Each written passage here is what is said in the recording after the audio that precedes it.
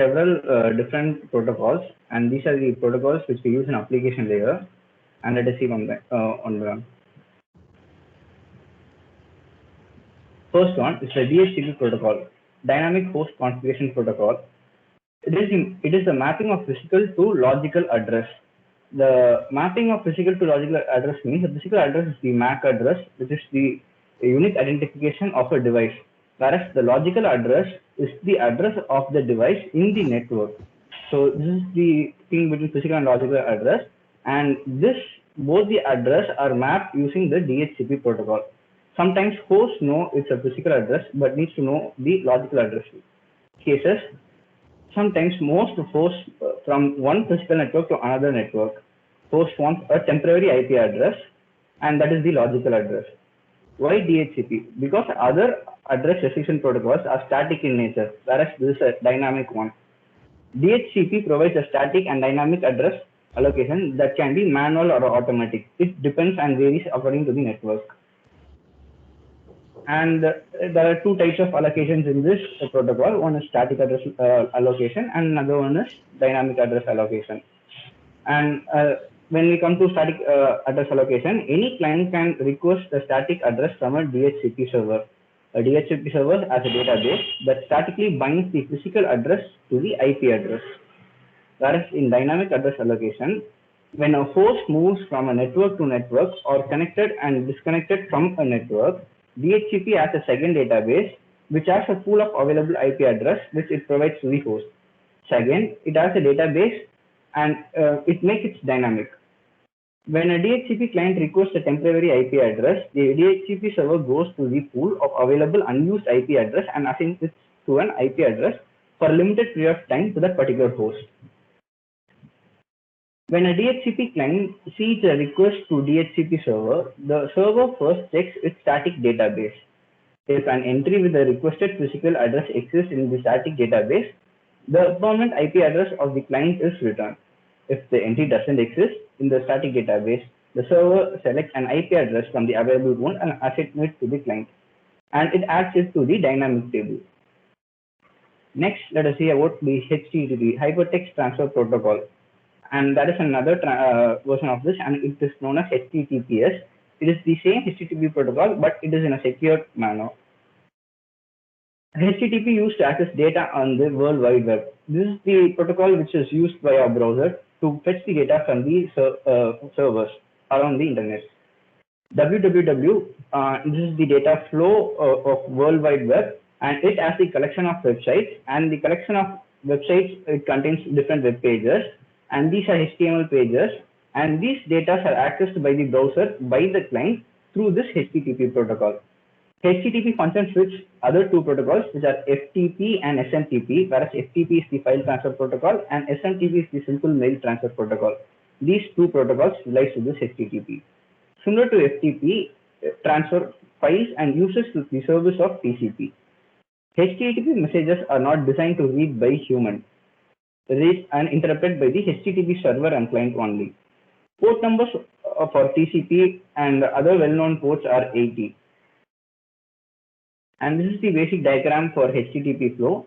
And the HTTP transaction request message contains this structure, and this is the structure of the response message. Whereas the request message contains a request line, a header, a blank line, and the body of the body which contains the message. And it receives a response, and it contains the status line, and it also contains a header, a blank line, and the content of the message. Next, request and status line of HTTP. And from this structure, we are going to see about the first line, which is the request line.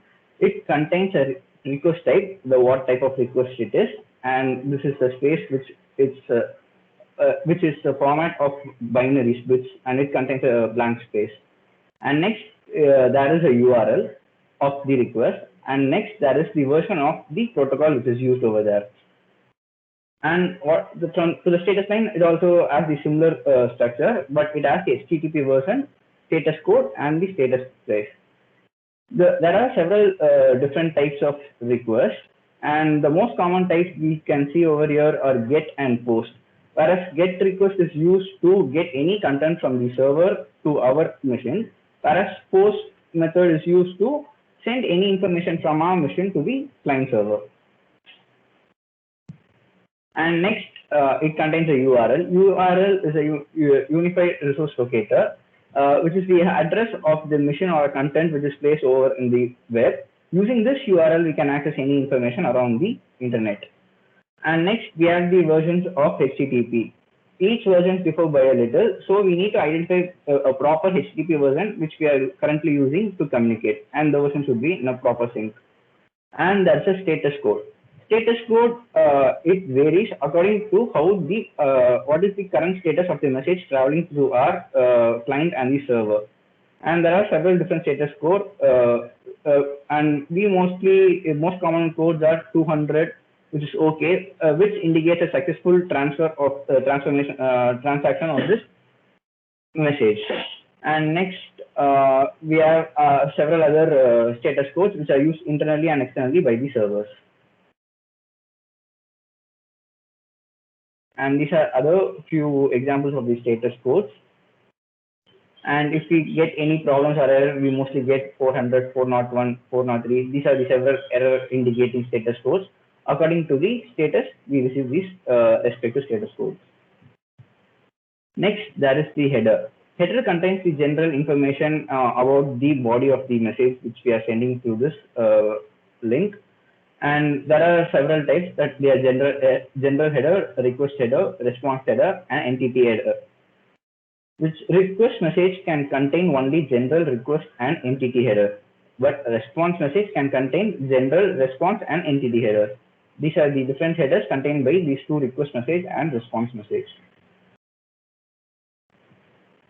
Next, these are the headers, contents, and the descriptions. It has a cache control which specifies information about caching, and it has a connection parameter which shows whether the connection should be closed or not. And it has a date parameter which shows the current date, and it has MIME version which shows the MIME version used in that communication. An upgrade parameter which specifies the preferred communication protocol, whether it wants to upgrade it to HTTPS or not. And these are several other headers.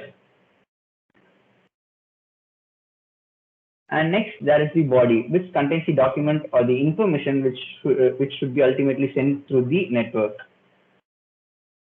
And next, we are going to see about HTTPS. It is the same hypertext transfer protocol, but it is secure. S stands for secure. The difference between HTTP and HTTPS is HTTP transfers the message in plain raw text format. Anyone in intermediate, if they captures the HTTP transfer packet, and they can literally read what are the contents are there in the HTTP request. Whereas in HTTPS, all the message and contents are encrypted, where only the end server and client can read those contents by decrypting it. Anyone in between this connection can't read it because they are completely encrypted. Hypertext Transfer Protocol Secure HTTPS is the secure version of HTTP, the protocol over which data is sent between your browser and the website that you are connected to. The S letter, which obviously stands for secure, it means all communication between your browser and the website are encrypted. Mostly SHA-256 is the encryption which is used in between this HTTPS connection. HTTPS is often used to protect highly confidential online transactions like online banking and online shopping order forms. These HTTPS is used mainly to transfer sensitive data like passwords or any sensitive messages, communication, sensitive user data to be transferred through the link. This is the general HTTP and HTTPS difference. In HTTP, normally it uses the port 80, but whereas in HTTPS, we use the port 443, that is 443. And to make a communication through HTTPS, there is another thing called SSL certificate. With this SSL certificate provided by the server, that is the HTTPS secured server, we can make the secured communication between the client and the server. HTTPS pages typically use one of the two secure protocols to encrypt the communication, that is SSL, which is Secure Socket Layer, or TSL, Transport Layer Security. Both the use what is known as an asymmetric public key infrastructure, which is PKI. An asymmetric system uses two keys to encrypt communication, and a public key and a private key. Whereas the public key can be accessed by anyone on the network, but whereas the private key are owned only by the specific user on the network. No intermediate nodes or anyone can have the private key. Only the people with the private key can decrypt the message, and so that they can view the message. Anything encrypted with the public key can only be decrypted by the private key, and the vice versa of it. When you request a HTTPS connection to a page, the website will initially send its SSL certificate to your browser. As we mentioned, the SSL certificate will be provided to the HTTPS server, and when we make a communication through this HTTPS, we will receive a copy of SSL certificate from that server. This certificate contains the public key needed to be begin with the secure session. Based on this initial exchange, your browser and the website then initiate a SSL handshake. Through this SSL handshake, there will be a secure connection established between the client and the server. The SSL handshake involves the generation of shared secrets to establish a unique secure connection between yourself and the website. When a trusted SSL digital certificate is used during an HTTPS connection, users will see a padlock icon in the browser address bar. When an extended validation certificate is installed on a website, the address bar will turn green. This symbol you can see in the top left corner of your browser near to the URL, which mentions whether our connection now is secured or not. And the next protocol we are going to see in the application layer is file transfer protocol. File transfer from one computer to another, and most common tasks are done through this protocol.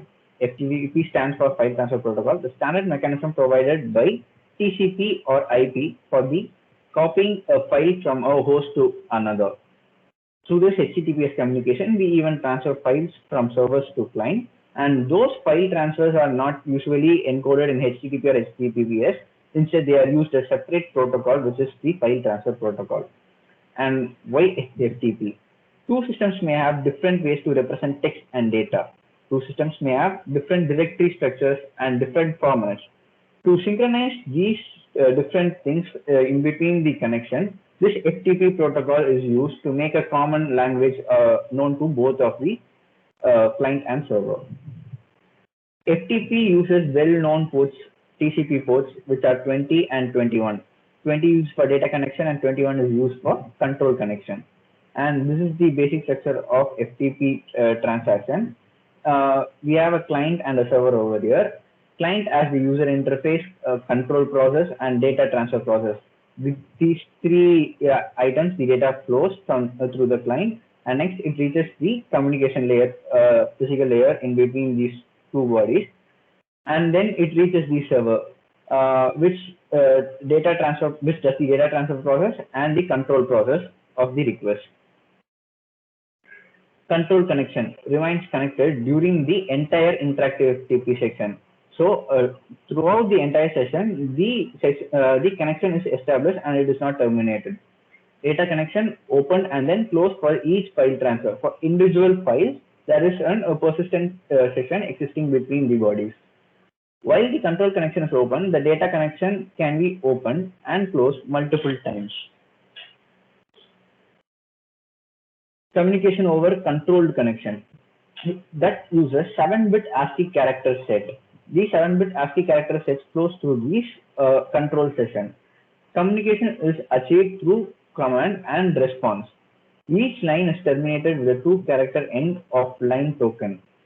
And this is the structure of the control connection from the client and the server, in between which uses the NVT ASCII to transfer the data. And next, a file is copied from the server to the client. And retrieving a file is done through the RETR command, which is a small abbreviation of the retrieving.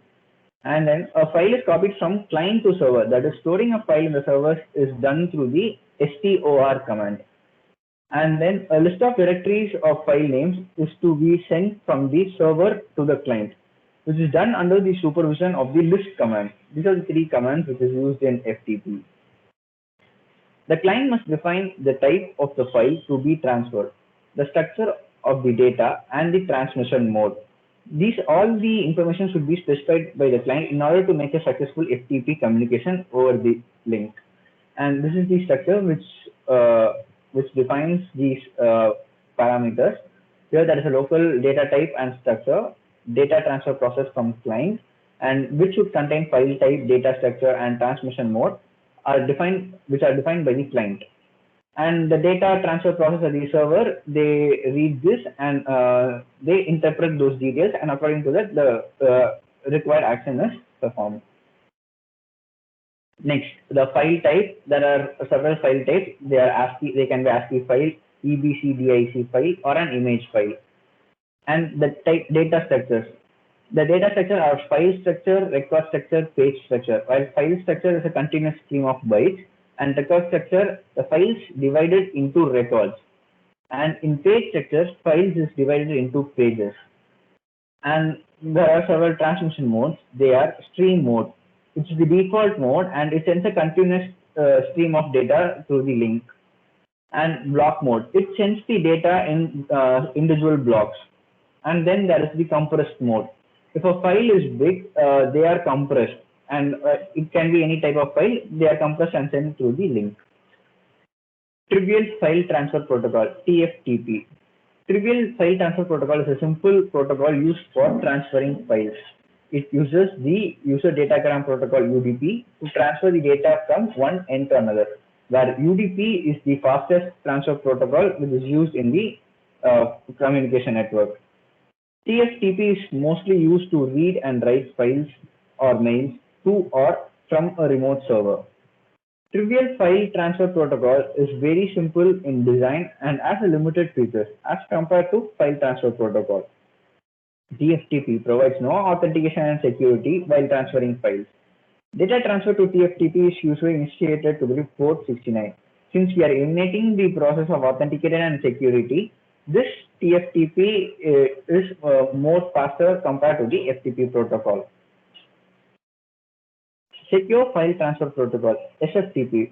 This contradicts from TFTP, whereas this focuses mainly on securing the communication of files between the client and server. Where Secure File Protocol is the secured version of FTP, which facilitates the data access and data transfer over a secure cell SSH data stream. It is a part of SSH protocol. This term is also known as SSH File Transfer Protocol. SFTP was designed by the Internet Engineering Task Force IETF as an extended version of SSH, allowing the file transfer over SSH and use with the transport layer security TSL and VPN application, where we will be seeing the SSH protocol later in this video. And this SFTP is the extended version of SSH, which provides a secured communication. Both the commands and the data are encrypted in order to prevent password and other sensitive information from being transferred over the network. The functionality of SFTP is similar to FTP, but the only difference is here the communication is secured. However, SFTP uses SSH to transfer files. SFTP requires that the client user must be authenticated by the server, and the data transfer must take place over an secure channel SSH. It allows a wide range of operations to be performed on remote files, acting somewhat like a remote file system protocol. SFTP allows operations such as resuming for altered transfer, directory listing, and remote file remover. These are the several functionalities and features of the SFTP. Next, here comes the Telnet. Telnet is a terminal network. Telnet is something providing a CUI interface of one computer to another remote computer. It uses TCP/IP suite protocol proposed by the ISO. Why Telnet? It is for remote logging. It is for the remote access of the CUI of another computer or another machine in the network. Remote logging, accessing any application at local site from the remote location. This is as a remote user, we can access any application on the remote PC through this Telnet protocol. Client server application program is used. whereas there is a telnet line sitting on the remote on the both telnet line and telnet server applications are sitting on both the ends, which establishes this communication in between those machines. Enable the establishment of connection to a remote system in such a way that the local terminal appears to be the terminal at the remote system.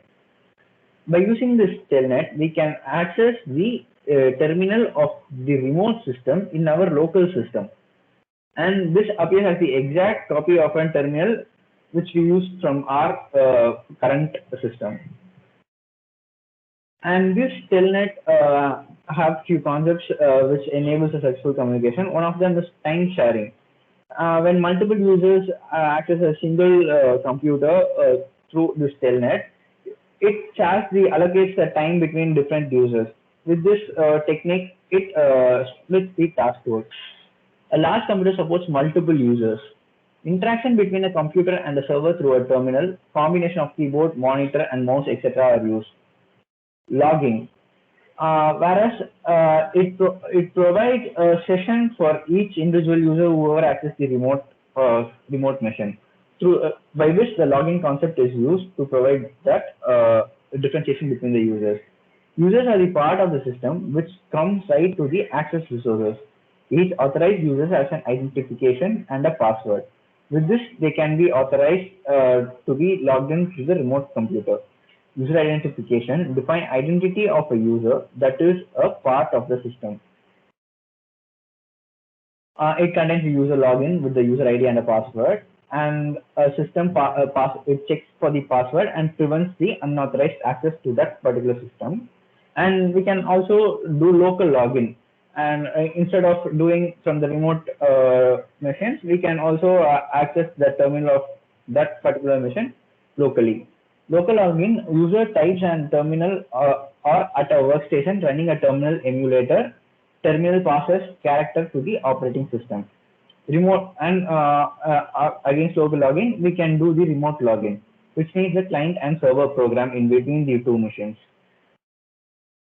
And this is the structure of the local login. Here we don't need any telnet client or application sitting on the machines to serve the communication. We can directly access the terminal to the terminal driver which is running on the operating system, and through that we can access any of the applications which can be run on that local, which present in the local machine. And this is remote login. Here we need telnet client and the telnet server applications at the end devices. With these are also application programs which enables the communication between these two different locations. This we access our telnet client from the remote machine through the terminal driver, and this telnet communicates with the network protocols, different network protocols, and transfer the communication to the remote machine. And there, the telnet service interprets all these messages from the physical link which it received over the internet, and it allows the access to the local terminal of that machine, which is a pseudo terminal driver, through which we can access all the applications present in that machine. Telnet mode of operation. That is a default mode. Echoing is done by the client. User type a character, the client echoes the character on the screen but does not send it until a whole line is completed. This is somewhat printing whatever we type from the remote system in the local system. Character mode. Each character type sent by the client to server. Echoing done by the server. Transmission is delayed because of server echoing. Line mode. Line editing. Echoing, character erasing, line erasing is done by the client. The client then sends the whole line to the server. These are the three different modes which a telnet uses to make the communication between the client and the server. That's it. Hello, sir.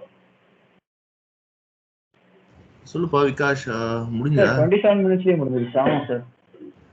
அவ்வளவுதான PPT இருக்கதே உங்ககிட்ட? அவன் எல்லாத்துலயுமே 38 slides 40 slides அவ்வளவுதான் இருந்துச்சு. ஒரு மெதுவா சொல்லணுமா sir?